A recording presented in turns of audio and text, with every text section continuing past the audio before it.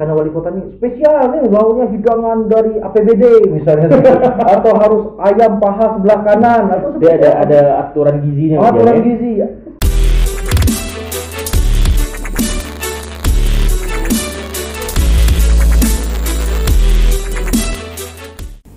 Oke, selamat berjumpa, selamat datang di Batas Waras, cara cerdas untuk waras. Nah, untuk episode kali ini kita masih berbincang-bincang dengan orang yang di luar batas waras. Siapakah tamu kita? Tema yang akan kita angkat pada podcast kali ini adalah manusia 5 wali kota. Siapakah dia? Kita jemput Bung Fahriansah. Selamat datang, Bung. Ya, assalamualaikum warahmatullahi wabarakatuh. Terima kasih sudah mengundang saya. Karena sudah 5 wali kota, jadi kayak ekspresinya wali kota gitu ya. Mudah-mudahan jadi wali kota ya. Amin. Nah, penonton, pemirsa dimanapun berada, kita akan berbincang dengan Fahriansah. Sedekat apa dengan 5 wali kota yang ada di Kota Gurindam, Negeri Pantun, Tanjung Pinang ini, untuk sebagai landasan para penonton maupun yang mendengar suara ini. Di Tanjung Pinang hingga detik ini kurang lebih sudah ada 5 kepala daerah Kota Tanjung Pinang ya.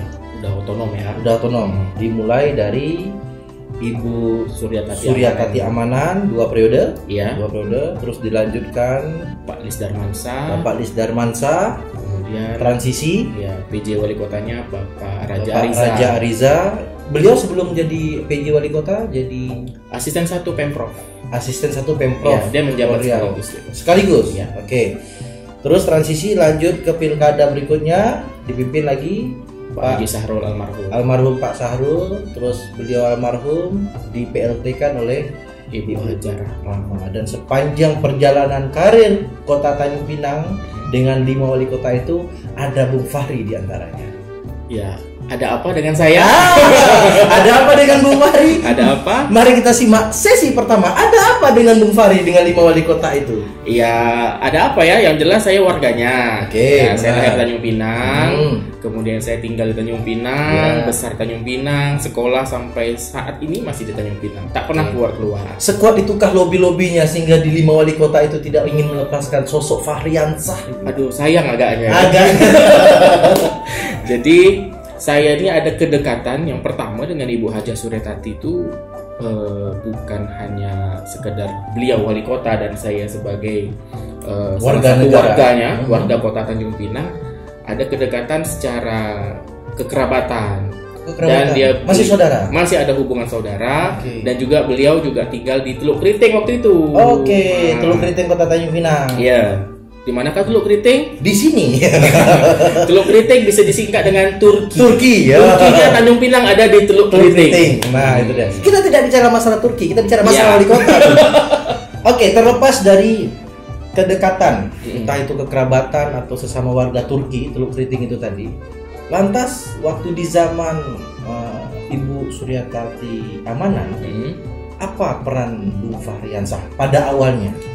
Pada awalnya saya itu memang kagum dengan Ibu Suryatati. Yang pertama sosok perempuan yang bisa dikatakan hebat dalam kepemimpinannya sebagai pemuncak di kota ini. Dan bertahan sampai dari wali kota administratif sampai dia menjadi wali kota otonom. Ya, jadi kekaguman pertama saya itu dari sosok kepribadian beliau. Yang kedua, menjelang akhir masa jabatan beliau, di akhir itu beliau kan suka nulis puisi. Ini periode pertama atau periode kedua? Periode kedua. Periode pertama ya saya kagum seperti itu karena waktu itu kan masih sekolah saya nih, masih budak-budak lah, budak-budak SMP, SD, SMP gitu kan. Jadi rasa kagumnya hanya sekedar itu. Yang kedua, di penjelang saya di SMA, saya yang jelas tahun 2007 lah kalau tak salah saya, beliau menulis puisi dan menerbitkan buku, itu tambah kekaguman saya. Ternyata puisi itu bisa juga ditulis oleh pemimpin ya. Saya pikir gitu. Di zaman itu. Karena ya sebatas anak SMA cuman kagum aja lah. Di tengah kesibukan seorang pemimpin wali kota di Tanjung Pinang yang bisa dikatakan walaupun wilayahnya kecil tapi kompleks gitu kan. Kok bisa sempat menulis puisi? Nah, itu yang pertama. Yang kedua, jadi coba-cobalah membuat puisi. Saya kirim ke beliau. Zaman dulu Facebook masih baru-baru, masih hangat-hangat.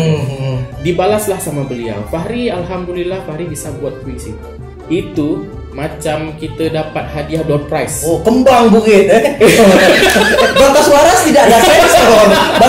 Bahasa Melayu tuh hal yang betul. Agak kembang-kembang sedikit lah. Kembang-kembang. Berdenyut-denyut. Jadi dibalas di inbox dulu kan. Ada inbox. Zaman dulu bukan messenger, inbox. Dibalas pakai di inbox itu, dia bilang lanjutkan Fahri, nulis terus sampai dimotivasi sama wali kota. Saya tak pernah ketemu waktu itu. Ketemu hanya sekedar jumpa di acara safari Ramadan. Setelah itu sudah. Dulu yang namanya ketemu sama Bu Suryatati wajib foto. Asal jumpa Bu foto, asal jumpa Bu. Jadi agaknya berlubuh banyak. Foto dengan beliau tuh banyak. Jadi waktu itu saya coba menulis puisi. Ditambah lagi dengan ada guru saya, guru SMA saya itu suami dia camat. Camat Tanjung Pinang Timur waktu itu. Ditulislah minta tolong Fahri, tolong buatkan pantun Ibu Suryatati tentang ini. Terus Bapak ada acara ini, tolong buatkan pantun. Itu saya kelas 2 SMA. Kirimlah setiap acara beliau kirim, saya minta kirimkan pantun, saya kirim. Sampailah ajudan wali kota waktu itu Kak Dena. Kak Dena dapat nomor handphone saya. Jadi setiap acara Bu Tati ditelepon, Dek, ada acara ini, tolong kirim SMS. Padahal saya masih sekolah. SMS lah. Berapa banyak? Zaman dulu kan pakai SMS, belum ada dibayar WA. Tidak. Saya tidak berharap itu dibayar. Sampai detik ini saya tidak berharap kalau itu dibayar. Tapi pernah dikasih pulsa saya tak berharap sebenarnya. Tapi alhamdulillah yang namanya karya itu kalau tak dibayar pun dibaca orang, dipakai orang tuh senang betul. Apalagi wali kota yang baca. Apalagi wali kota, bangga betul ini pantunnya aku yang buat tau. Orang tepuk tangan dengan pantun aku. Tak tahu tuh kalau aku yang buat itu.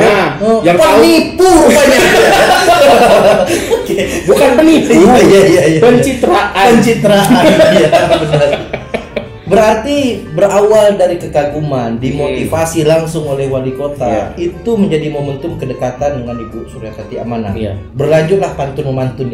Pantun memantun, puisi, sampai akhirnya saya disupport untuk menerbitkan satu buah buku puisi sendiri. Judulnya Kita Dalam Kata.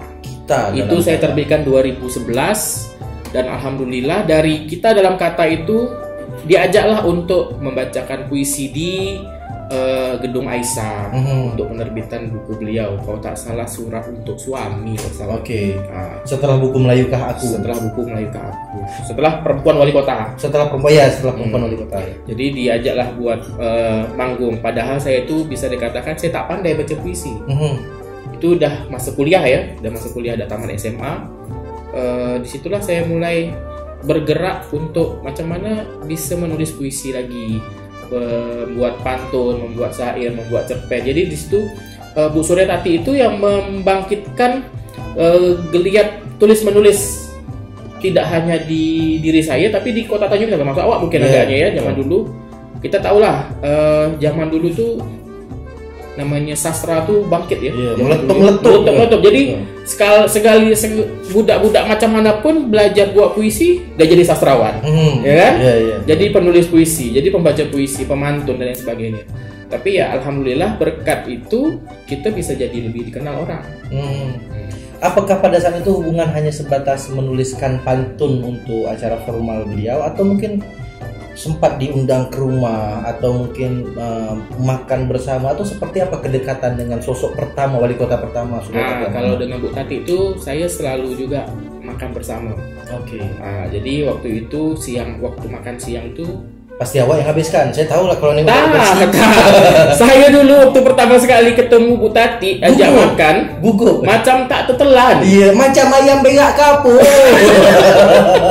Dulu waktu makan tuh sampai Bu Tati, Fahri tambahlah lagi. Tak labu dah kenyang, yang ada pokoknya lapar. Kan? Lauk sedap kan? Wali kota kan? Kalau wali kota, walaupun kadang bile sambal kan? Memang beliau tuh suka makanannya macam-macam gitu. Bile, ikan apa kan? Tapi itu pertama. Berikutnya diundang makan lagi. Dulu malu-malu, sekarang tak tahu malu. Pertama malu-malu, kedua tak tahu malu, yang ketiga buat malu. Oke, artinya kedekatan dengan Ibu Wali sedekat itu. Iya, sampai sekarang. Sampai sekarang.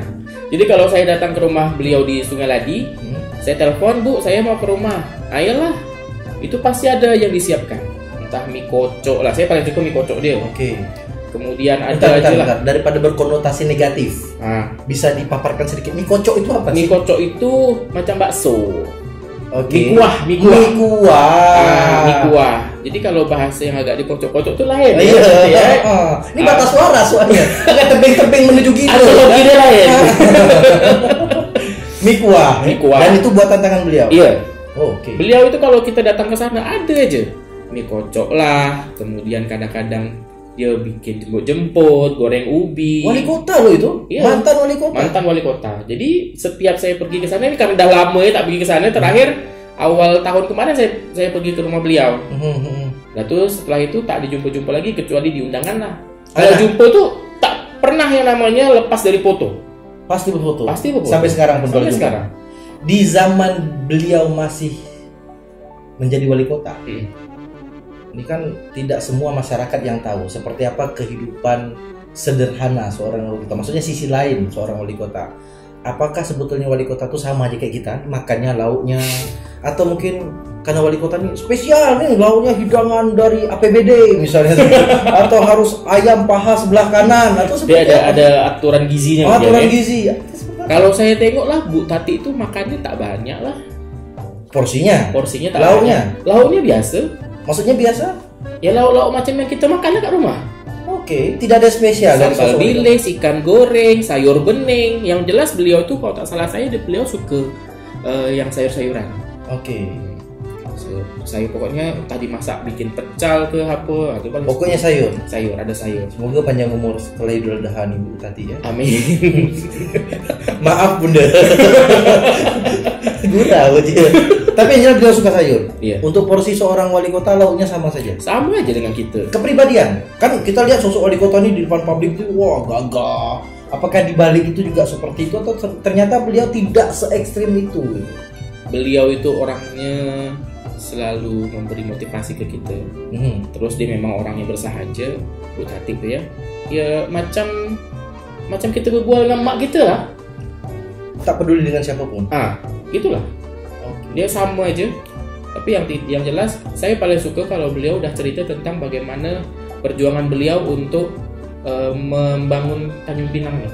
Karena kan beliau dalam waktu lama nih. Betul. Dari administratif sampai ke sebelum wali kota zaman camat dulu dari zaman camat.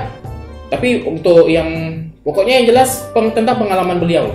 Itu saya kagum pada saat beliau cerita. Ya kadang-kadang ada sedikit lah cerita-cerita lucu dia kan. Artinya secara tidak langsung kemajuan kota Tanjung Pinang saat ini dimulai dari tangan dingin seorang perempuan. Iya. Nah, apakah karena kedekatan dengan wali kota Ibu Suryatati Amanat yang mengantarkan sosok Fahriansyah menjadi salah satu staf Pemko Tanjung Pinang? Oke, kita tunggu jawabannya setelah yang satu ini. Asyik menung mikir pelabuhan, kemacuran cari umpan, duduk di rumah timbul pikiran, gelisah sampai tak makan. Alamak oi, dia macam gila jahat.